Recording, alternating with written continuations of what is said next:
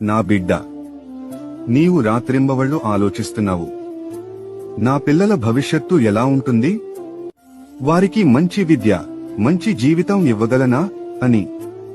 ఆ ఆందోళన నీ హృదయాన్ని బరువెక్కిస్తోంది కదూ. కాని విను బిడ్డా, నీ పిల్లలు కేవలం నీకు మాత్రమే కాదు, నాకు కూడా వారు పిల్లలే అవుతారు. వారి భవిష్యత్తును నేను నా చేతుల్లో రాసుకున్నాను. నీవు చేస్తున్న ప్రతి త్యాగం, ప్రతి కన్నీటి ప్రార్థన వారి జీవితంలో ఆశీర్వాదం అవుతుంది.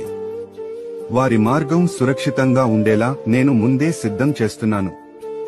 వారు తడబడినా లేచే బలం నేను ఇస్తాను. వారి భవిష్యత్తు చీకటిలో కాదు, కాంతిలో ప్రకాశిస్తూ ఉంటుంది. కాబట్టి భయపడవద్దు బిడ్డా, నీవు వారిని నాకప్పగించు.